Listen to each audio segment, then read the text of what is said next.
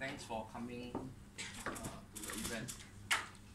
People told me not to organize Meetup after public holiday. Because they scared there will be no one coming back. I think the attendance is still very good. Thank you very much. Thank you. Then, so today's topic is about IoT, Xamarin, and Cognitive Service. So later, Sherman will first talk about how to his IoT project, then followed by Teong on the Xamarin part. This is the detail and the Wi-Fi. If you want to know about the Wi-Fi code, it's over here. So, yeah. MS it's on the whiteboard. Okay, so okay. I just realized I duplicate screen and I scroll here then. So the Wi-Fi is there.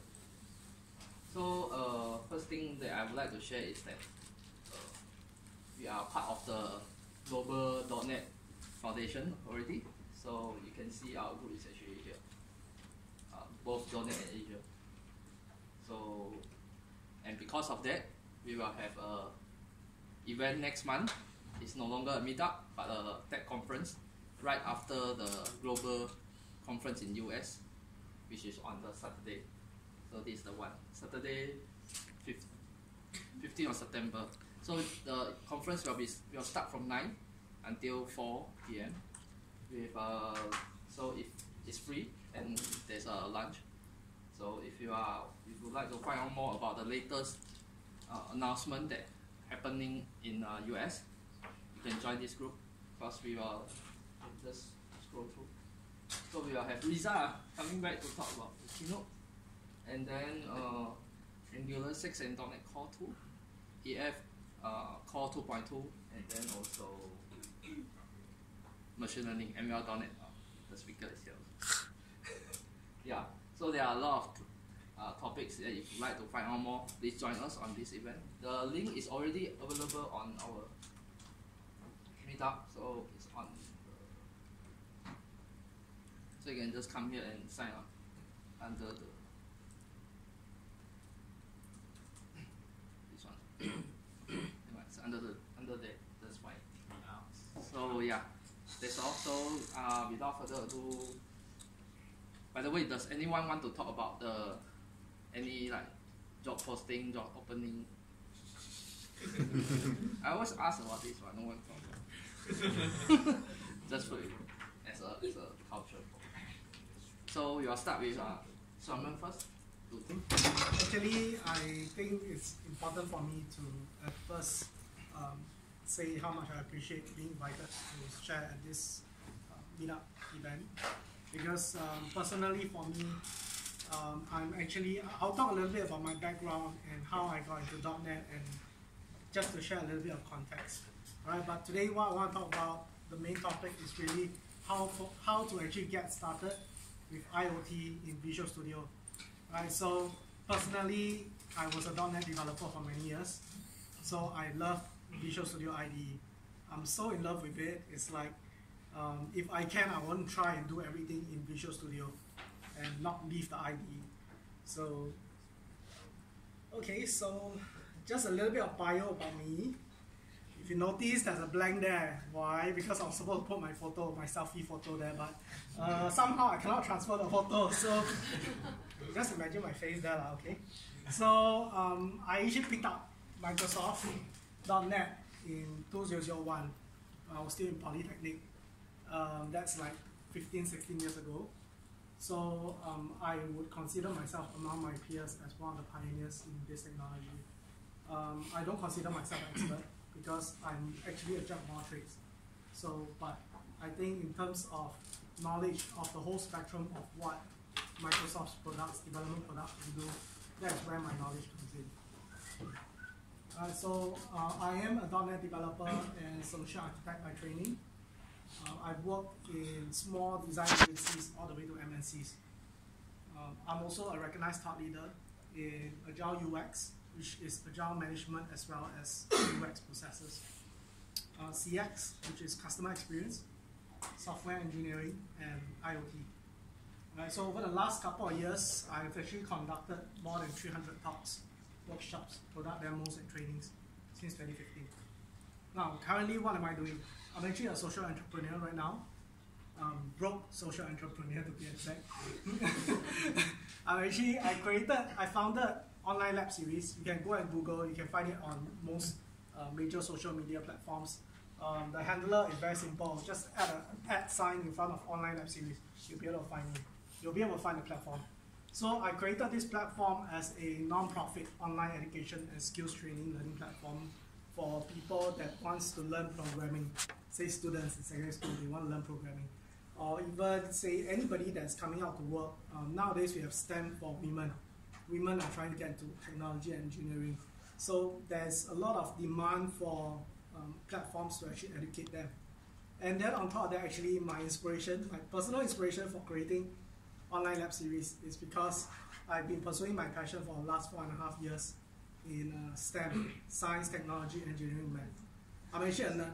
You can see last one, I'm a nerd. So I learned a lot of things over the years. I picked up a lot of skills. But what I really want to do is I enjoy community service. I like to help people. So there's no guarantee that I'll do stuff for free, but I enjoy helping people generally. So I find that it gave me a sense of purpose of being able to create this platform that will allow me to impart my skills to other people free. That is really free. And it's a worldwide platform. I founded Online Lab Series about 4.5 months ago. To date, it's actually globally recognized as one of the fastest growing non-profit education platforms. I have more than 14 brand partners, 10 more currently onboarding. I partner with Design Spark by RS Components, which has 657,000 members worldwide. So that's the achievement so far. Alright, so yeah, basically I'm a nerd, I'm a maker, I'm a STEM enthusiast, I'm also a consultant. By the way, I'm looking for projects, so I don't have a job, but I need jobs. Alright, so personally I'm an educator, I'm a blogger, I'm also a gamer. Alright, so Internet of Things. You are reading this right now, so I won't read the slide, but I want to throw a question to the floor. Right? I want it to be more interactive for me. I don't like the idea of me standing here and just talking. So I think the very first question I want to ask is, in your mindset, in your opinion, what do you think is IoT to you? There's no right or wrong answer. Just share with me. What is your perception of IoT? Anybody? Anyone? Embedded chip. Sorry? Embedded chip. Okay, that's one small part of it. Yeah. What else? Communication can happen between the devices, hardware devices. Okay, but what purpose would that serve? What's the point of that? What's the objective? To make machine run. Sorry? To make it run. automotive, everything. So Yeah, but why do you want it to be automated? Why? To monitor some of the things, monitoring. Okay. So Central. yeah, the explanations are good. The explanations are technical. But what I want is, what is the soft objective of IoT? That's automate is technical. Okay. Yeah. What is soft? At the end of the day, what do you want to do? Control. Why control what? To do more things. Objects, all the things, collect data. Still a bit technical. Okay, so anyway, I know you guys are like scratching your head. Wow, don't know what you're trying to say. All right, so basically, I talk about this a lot whenever I go to conferences. Recently, I was at a test automation summit where I also spoke about IoT. Right, so what I shared is that IoT is constantly evolving. It's like a breathing technology. It's not something that is fixed. Right, so there's no one solution fits all. No such thing. Right, so because it's constantly growing and changing, it's not just about connecting disparate devices, right, but it's actually an engineering effort to help make the lives of people better, right, make organizations more productive, make you guys more productive, right, Also to help, say, hospitals, very good use case. The patient has immobility. What if you design a system, an automated system that would allow the patient to easily move from the bed, the hospital bed, to a wheelchair? You know, these are things that would help to ease the manpower resources in a hospital, like nurses. They are seriously understaffed. So this is some of the things that we can actually do to really help impact the world and make the world better. Right, so Arduino. So I picked up Arduino in 2014. My friend introduced me to Raspberry Pi, and then I got into Arduino. Anybody in this room actually played with Arduino before? Come on, don't be shy. Have, okay. Wow, thank God I'm not the only one. That would be so weird if like, okay, I'm the only one playing Arduino. Okay, so Arduino, when I created this slide, I was thinking of just giving you the theoretical introduction to Arduino, but I find that it's just not value adding. Why do I want to come and give you something that you can go Google and read online, right? So you're here to learn what I have experienced, right, about Arduino and what my perspective of this technology is.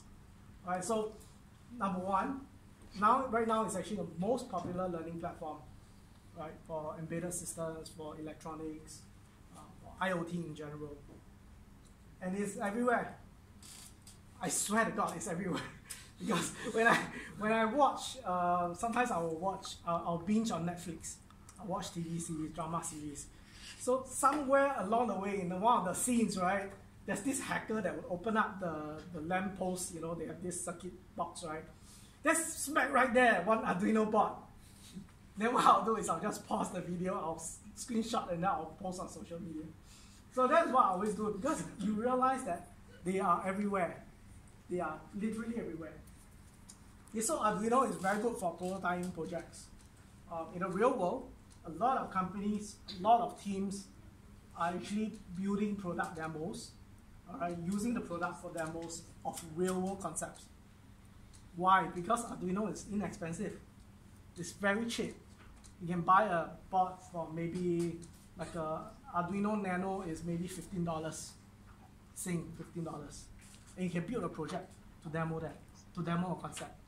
Imagine the cost that it will have taken if you need a team of people to build, say, a website or mobile app to demo a prototype. The number of hours you plug in, the number of people on the team, all those are costs, right? But for $15, for example, you can see the comparisons.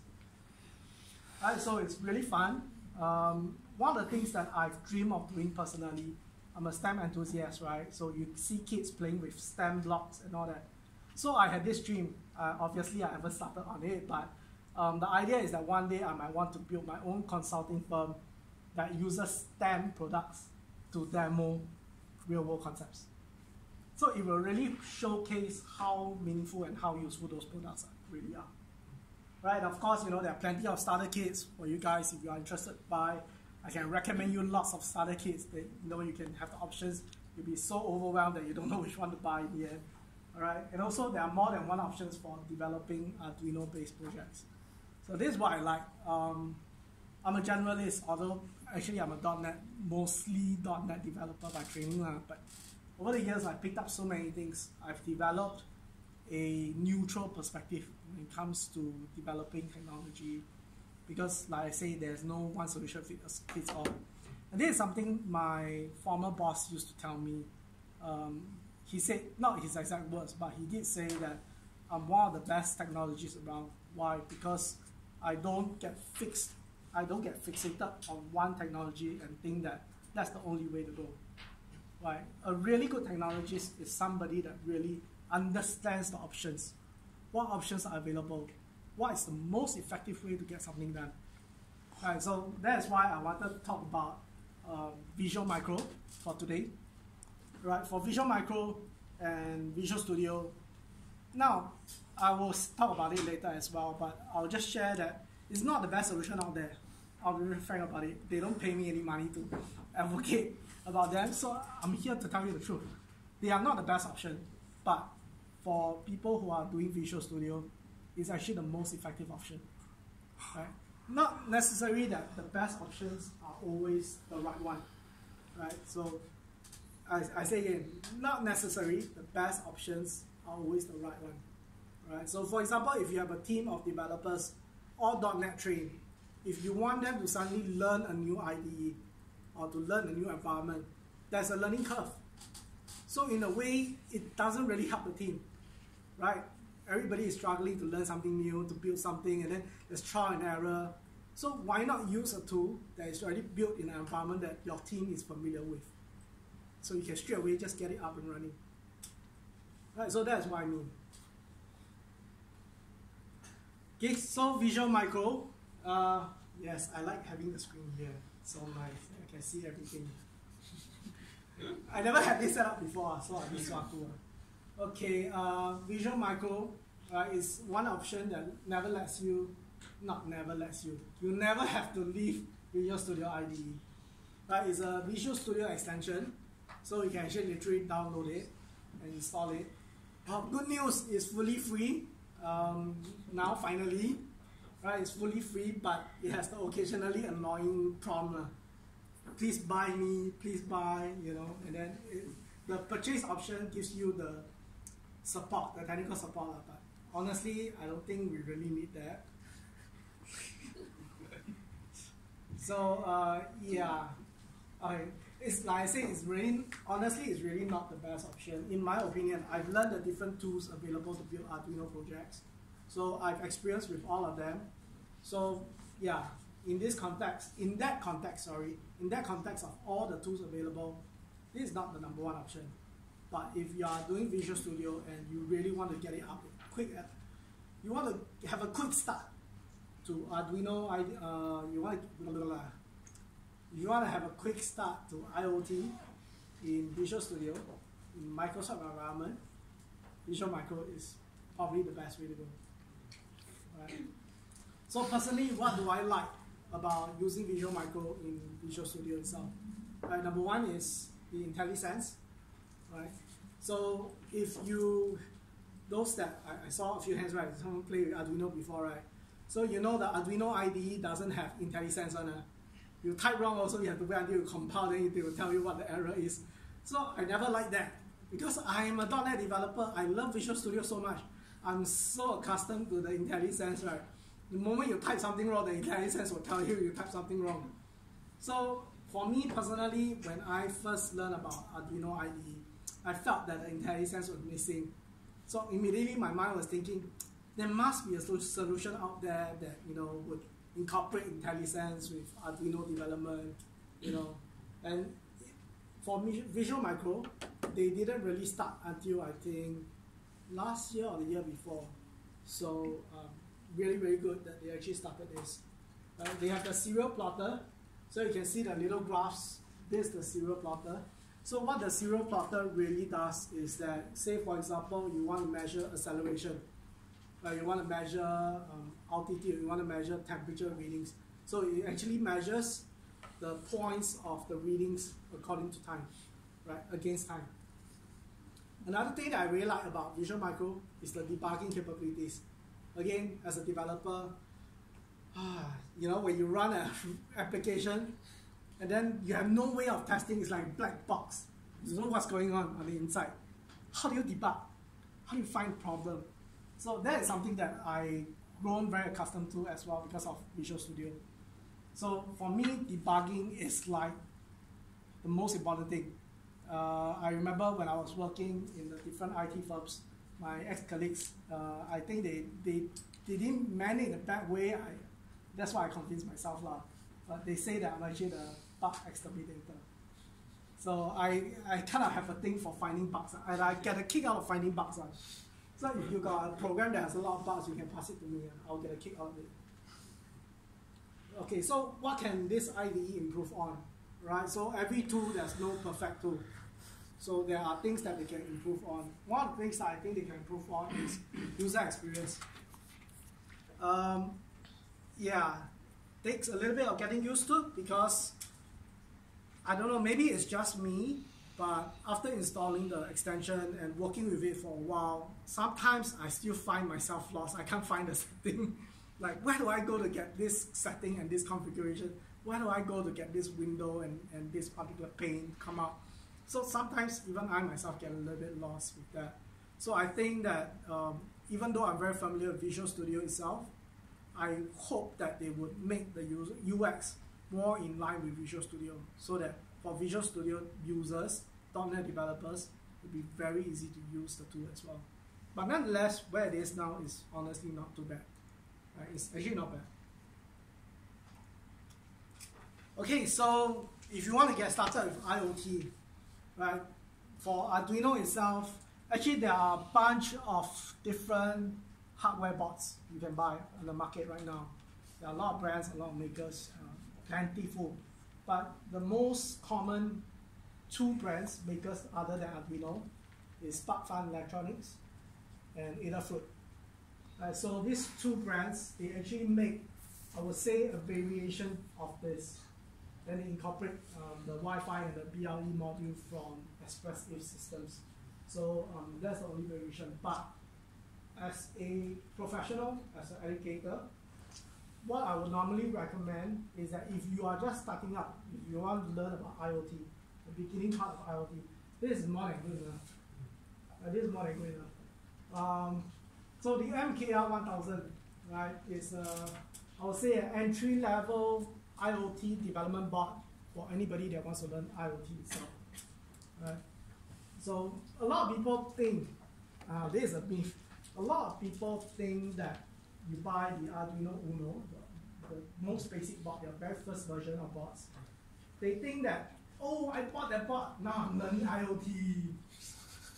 It's not, that is not. Okay, people think that when you read sensors, you gather sensor values, and then all that, oh, that means IoT. But no, IoT, because that is just the board and the sensors, it does nothing. There's no communication. So until you have a central node, say for example, home automation, my mom likes to grow plants at home. So I'm building this home automation to do an automated plant watering system. Because sometimes she likes to travel. Then she'll say, hey, I'm not in town, can you water the plants for me? Then I'm stuck. I have to water the plants, I cannot go out. There's a certain timing I need to go out. And then I need to be out, I don't know what time I'll be back. Then she'll come back and she'll snack with the plants feeder and stuff.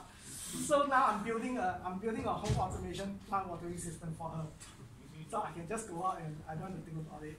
Right? So IoT is when you are building something that has a channel of communication, data feedback, some way to gather that data and to be able to post it somewhere. Right? So this is why I love IoT. I love the way it has this marriage with Azure IoT. Right? So you can actually send your data up to the Azure itself. So those are the things that you can do. So this MKR 1000 has a speed of 48 megahertz clock speed. For all you that very familiar with your MacBook and your laptops and your PCs, you are used to gigahertz of speeds, right? Or how many gigahertz my processor, iCore 7, i5. What is 48 megahertz? Wow, very slow. But I let you know, this 48 megahertz clock speed means running 48 million instructions per second. Unless you can code a program that can run 48 million instructions per second, you let me know. I haven't achieved that yet. The fastest, the maximum I managed to get out of this was 14 megahertz out of 48 because it has to run other processors too. So you usually can't really maximize 48 megahertz. But nonetheless, it's already very, very fast. Right? So there's 256 kilobytes fresh memory. It's like your hard disk, but a miniaturized hard disk. And you might be 256 kilobytes. Wow, my RAM also cannot run a program. But this is actually a lot. 256 is a very, very big program for IoT. Very big. If you know code optimization, if you know code coverage, you know how to optimize your coding, reusing code, if you know how to use design patterns, a lot of these things can help your code, your program to be more streamlined. Right? So I think a lot of good IoT practices actually come from software engineering. So a lot of times, when I go to a IoT conference, the people will be asking me, So, you know, I've been trying to build this code, but I realized that my program, even though there's only 500 lines of code, is using this amount, X amount of memory. Why is it taking up so much memory? So I will sit down and say, let me have a look. So I think it's good that you guys are software engineers. Wait, by the way, I'm just assuming, are you guys all software engineers in this room? How many software engineers? What about the rest? Really? What do you do? I'm IT consultant. IT consultant, as in you do business side, talking to customers. Solutionist? You? Okay. We are brothers. Anybody else? Different design, UI development. I basically do all of that, by the way. So, yeah, so the 256 kilobyte flash memory is very, very big. It's a lot, alright. 32 kilobyte SRAM, that's your variables. Again, it's really a lot as well. If you really go down to the bytes, you study your types, right? Data types. You know your integers, you know your small integer. How big is a small integer? Good. Very smart. testing you, see whether you're awake. Alright, so 8 digital I/O pins, 12 PWM. PWM is signals, right? The wave. Right, so PWM is what you do to control, say, the speed of a motor. How fast you want the motor to spin. That's the PWM. Alright, pulse width modulation. Now, if you want to understand IoT products, if you want to buy IoT products for a project, say for example, I don't know, in the next 6 months, maybe your boss throws you and say, hey, I have this IoT idea with this customer. What do you think can be done? Right, so if it's IoT related, I'm going to give you a tip. You won't find this anywhere. You won't know this by theory. Because IoT products usually have more PWM pins than I/O. That's usually the key sign. If you read the data sheet, if you find a new product, you can't have your hands on it. You only can download the data sheet to read. This is what you will look for to see whether or not it's really a suitable IoT product. Because for IoT products, it's all about communication. Say for example, I'm connecting this to my home Wi-Fi, right? So I can have a mobile app, build it with Xamarin or whatever, and then I can send a command to this bot and say, I want you to water the plants. So this bot has to do something. So in order for it to do something, most of the time, not all the time, but most of the time, it uses a PWM pin more than digital I/O pin. Right, so if you get, say for example, Arduino Uno, the default Arduino board, the most basic, or you get a Arduino Nano, it's not for IoT because most of its pins are digital I/O pins. Most of the functionality are digital I/O. It's not, I would say, when you talk about proportion, ratio, the ratio of digital I/O pins to PWM pins. So you look at that. I would recommend getting the one with a higher ratio of PWM pins than digital I/O. Yeah, that's it. All right, so analog pins is basically to read temperature, to read lighting, light sensors, right? So you walk into a toilet and then the light comes on, right? Motion detector. So all of these are analog inputs. All right, so I wanted to get into the Windows VM today. All right, so, but I'll just share some basic steps first. All right, so basic steps like how do you actually get set up. I prepared all of this because I have a feeling that my Windows VM might not run, or maybe the Wi-Fi network won't let me connect the hardware. So I prepared this just in case. And I also created a video on my YouTube channel so that I know from experience, sometimes Murphy's Law, anything that can go wrong will go wrong. So must always be prepared. Alright, so you can download from www.arduino.cc. Right, they have the Windows installer. They have the Windows app as well for Windows 10 and Windows 8.1. Alright. But frankly, I recommend going for the Windows installer, because I've tried this on my Windows VM. Maybe it's because it's a VM. Somehow it didn't quite load, so I have no idea what's wrong with it. But you can try it and let me know.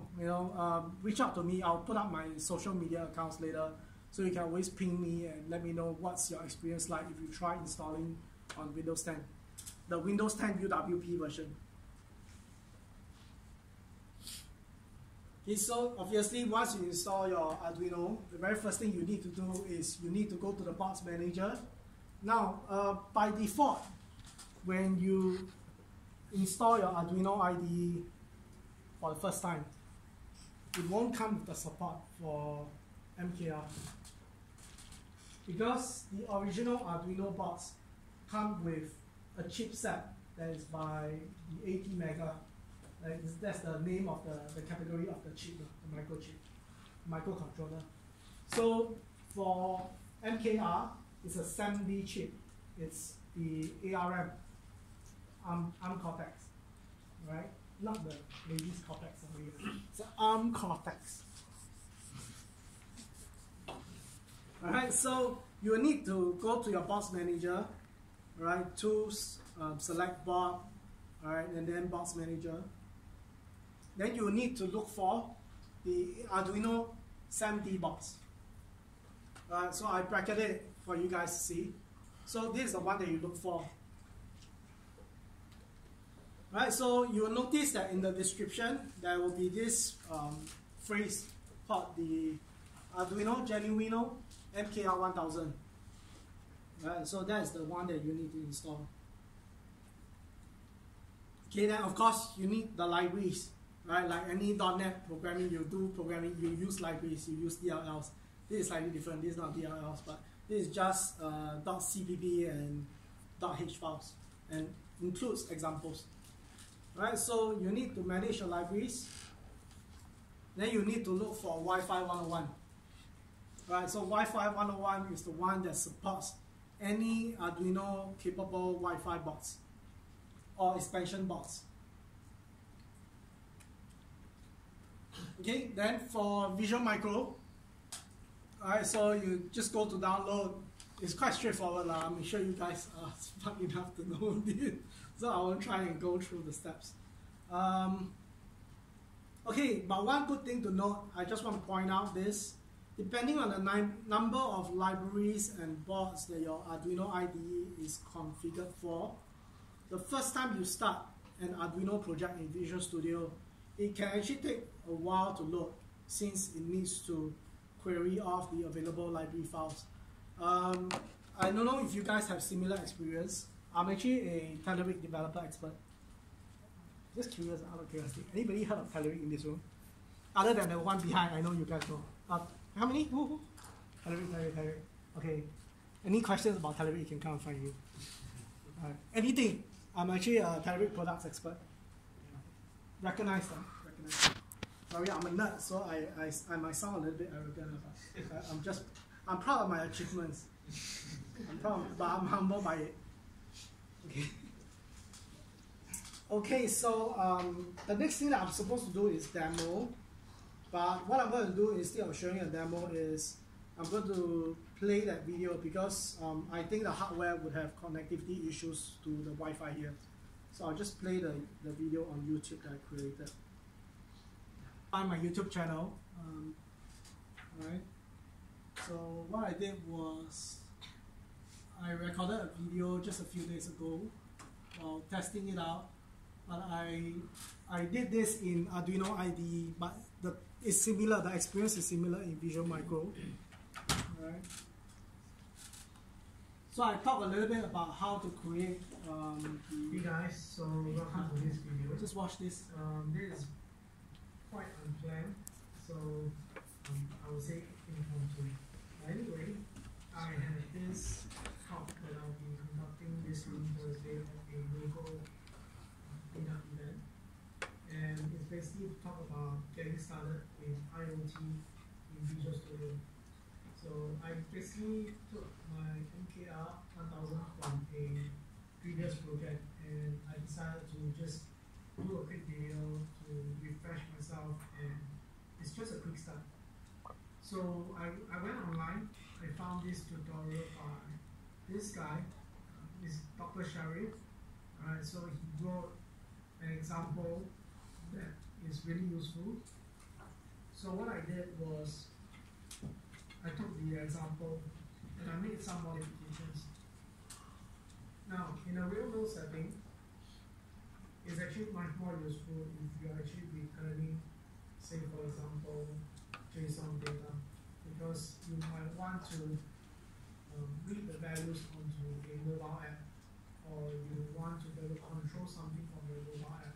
So your mobile phone, say, is connected to your home Wi-Fi, you can actually get values through the MKR 1000, as well as send it a particular URL, like a web address, and get it to perform a certain action as well. So here you see in my example, I've modified the code so that I have a get API. I prefixed it with the \API. I'll just pause a bit here. Take note that I tried post method, but it didn't work. I have no idea why yet. But I think that in my experience, you can, if this is just for a prototyping situation, you don't have to code until it's like, this guy that I read, the CTO of Arduino, he has this phrase, he said show off programming. Right, so there are a lot of developers, sometimes you want to, or whatever it is, they want to show off. So they will write code that is really, really complex to prove that they are really, really good. But sometimes in prototyping, like Arduino, you don't have to write very complex code. Quick and easy, right? The key, quick and easy. Or I like to call it quick and dirty. Just get it up, right? You can write one-liners, you can write two-liners, simple statements. As long as it gets the job done, right? You build a really good prototype. It's a bit different from real-world project. Real-world project, you cannot just quick and dirty, quick and easy, and just roll it out. There's no hard coding, right? But of course, I'm not saying that you have to hard code here. Obviously, if you have the time, do proper segmenting of your code, right? Segregating of your code, right? You can put your defined constants in a header file, and then your methods in a separate file, however you want to structure the best way, right? So anyway, post doesn't work. So if you are building with this, if you are getting started with this, you can still use get, right? So you just post URL parameters, right? Because it's usually good practice to do that.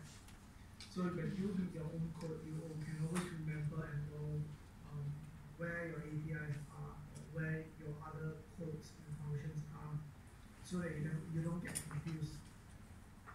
So what I have here is basically a client, right, that actually prints up JSON data.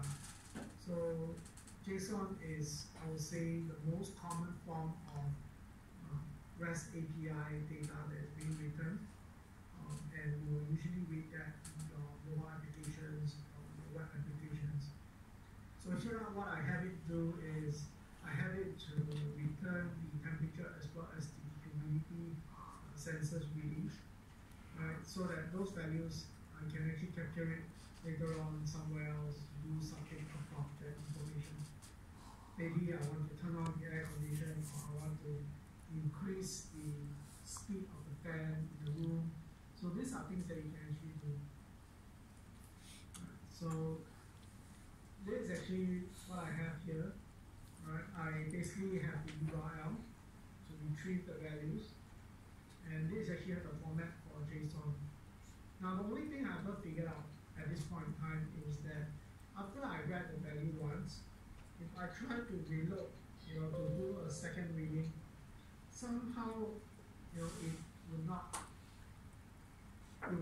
will just get stuck. It wouldn't read the value. I'm not sure why. So I have to kind of stop and reload again. Then it will refresh. So this is something that I'm yet to figure out. But if any of you who's watching this already had this figured out, please let me know, how to actually overcome this issue, so that every time I read, the URL. Every time I do a get of the URL, I'll be able to retrieve the value every single time. So this is something that I would love to figure out. It's getting late here, so I'm just going to end the video here. Alright, so that was actually the example that I created. Alright, so I'm going to flash my personal details here.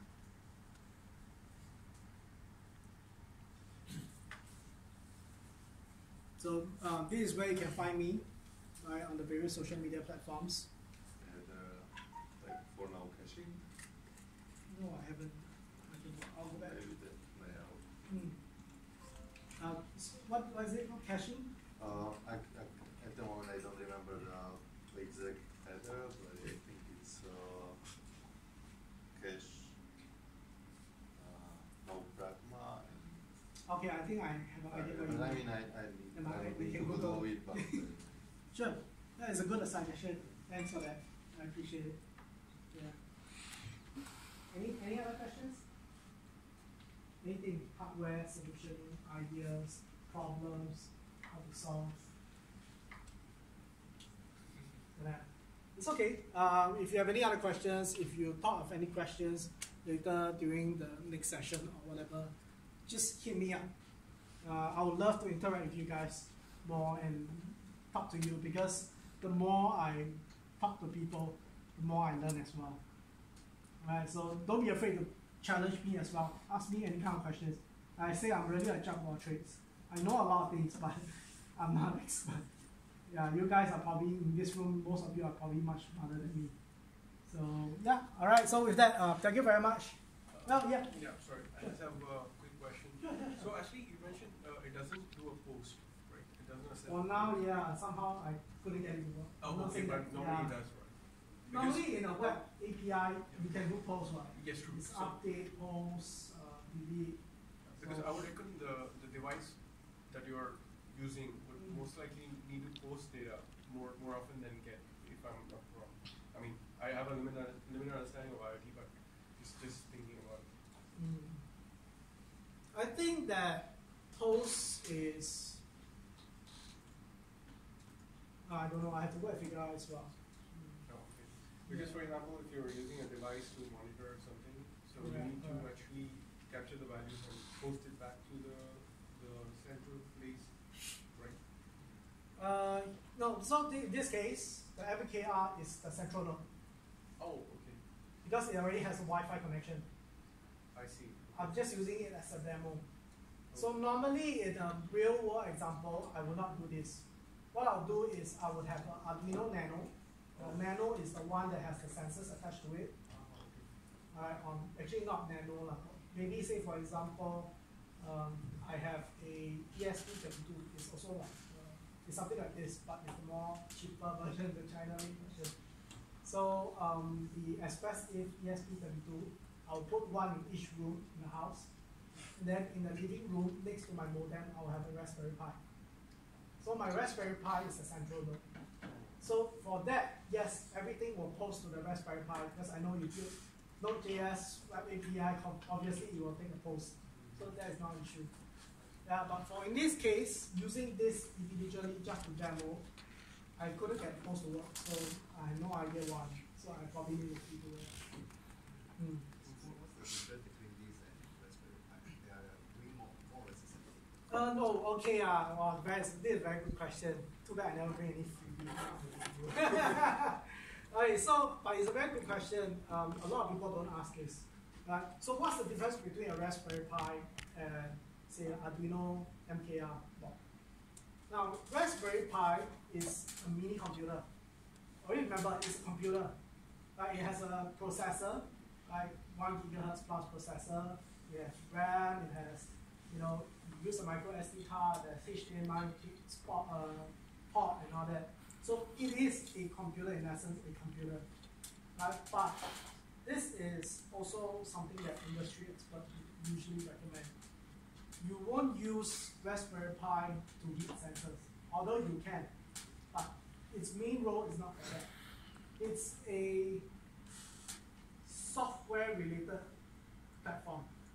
it's built for people that want to learn programming. It's not built for hardware and sensors really. I got a question here. Sure. Regarding Raspberry Pi, because I still feel that Raspberry Pi Arduino are still cheap, right? So cheap. ARM. Oh, ARM, yeah. Yeah, cheap. So I wonder if it is it very underpowered? Because right now I'm focusing on using Intel chip to develop to do development. Okay. Yeah. Intel is in like the. Intel Atom. Okay. I think the chip itself from Intel, right, is still slightly more power efficient and higher better processing also. Yeah, it is true. You're right. I think that for ARM, when they develop the IoT products, okay, for Raspberry Pi, how it really first started, the product team guys, how it first started, is that they were not thinking of trying to build it for very fast processing. So they obviously first reason Intel is out of the picture, cost as well. Intel chips are more expensive. Yeah. Then ARM is, I would say that it's cheaper, but it's more cost effective because of manufacturing costs. So right at the very beginning, they already decided that we are not going to use Intel. So I guess in a way, I can't speak for them, but I guess if I put myself as a product manager of the product, it probably wasn't in my thought process of wanting to make it do a lot of processing. You know, it's not meant for that. So in a way, for Raspberry Pi, that will help to lower the cost. Yeah, it will help lower. That's why you see, for example, if I were to do it at home, I actually got 6 Raspberry Pis, but I like parts but I got 6 individual Raspberry Pi because I'm trying to build a mini distributed computing system, right? So you do distributed load computing because it's not like Intel chip where I can just run one piece and run everything there. So for Raspberry Pi, it's ARM. I want to have 6 different Raspberry Pi all connected so that I can do distributed multi-threaded programming or computation on each of them. Yeah, so that's the whole idea. Because what I suggest is that for me, I run web servers. So if let's say my web server is using Intel, definitely it's still better performance-wise than the ARM chip. Yeah, actually, if you want to build Intel-based IoT solutions, I would suggest you look at Intel UpSquare.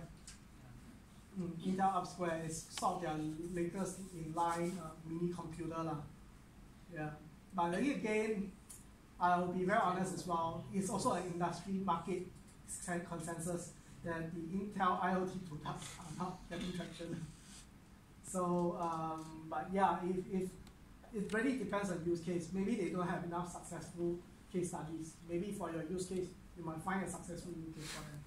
So it's hard to say. But so far, I'm just sharing what I know. Yeah. All right? No problem. Okay. Any last questions? Because I think we need to pass on this speaker. If not, you can always find me. You can always pull me out of the room and you can ask me privately if you're shy. All right, so with that, yeah, thank you very much, guys. Thank you.